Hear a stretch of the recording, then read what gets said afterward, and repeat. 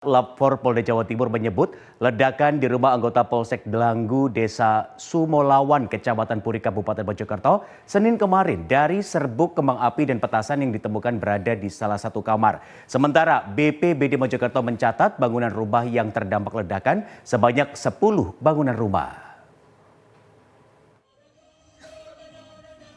Kapolres Mojokerto bersama tim Lab 4 dan Bidang Kedokteran Kesehatan Polda Jawa Timur akhirnya buka suara terkait penyebab ledakan di rumah Aibda Maryudi, anggota Polsek Delanggu di Desa Sumolawang, Kecamatan Puri, Kabupaten Mojokerto, Senin kemarin. Dalam pernyataannya, Kasubit Balmet Lab 4 Polda Jawa Timur AKBP Agus Santosa, penyebab dan pemicu ledakan hingga merusak 10 rumah warga dan menyebabkan 2 orang meninggal dunia berasal dari serbuk kembang api dan petasan yang ditemukan di dalam kamar Aibda Maryudi. AKBP Agus Santosa menyebut barang bukti yang ditemukan merupakan jenis bahan peledak low explosive yang mudah meledak jika terkena suhu yang cukup panas. Namun pihaknya belum bisa memberikan pernyataan berapa kekuatan daya ledak yang ditimbulkan oleh serbuk kembang api dan petasan tersebut.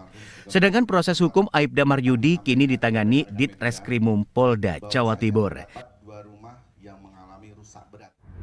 Di sana kita menemukan di sekitar kamar depan, kamarnya saudara Moriati itu, kita swab di pintu masuknya itu.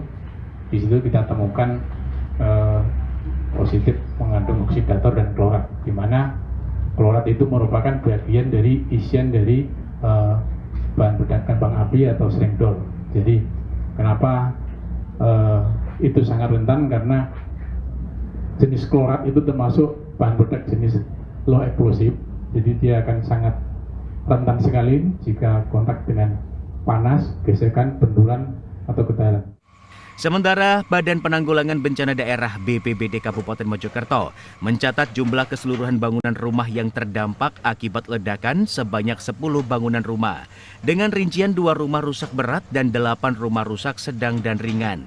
Kepala Badan Penanggulangan Bencana Daerah Kabupaten Mojokerto, Yoy Afrida, mengatakan sesuai dengan pasal 35 huruf E Undang-Undang Nomor 24 Tahun 2007 tentang penanggulangan bencana, pihak BPBD masih menunggu hasil identifikasi dari Polda Jawa Timur. Iya, jadi saya masih belum tahu dari Inavis itu penyebabnya apa. Karena yang jelas kalau ledakan semacam ini tidak termasuk dalam bencana dalam Undang-Undang 24 tahun 2007. Kalau tidak masuk dalam bencana, maka akan itu masuk pada kelalaian. Maka kita hanya bisa membantu melakukan apa yang kita bantu, misalnya ya hanya mungkin yang ada di stok kami adalah ada sembako, ada paket kebersihan, ada paket masak. Sambil menunggu nanti dari tim Inavisnya itu kejadian semacam apa. Itu seperti apa Pak bantuannya Pak nanti kalau masuk bencana Pak, termasuk bencana? Kalau nanti itu masuk bencana, kita ajukan di keadaan mendesak, kita lakukan assessment terlebih dahulu kerusakannya apa saja. Secepat mungkin, kemungkinan kalau ada kerusakan sudah kita lakukan assessment, maka bantuan bisa bentuknya berupa material. Aminuddin Ilham, CTV.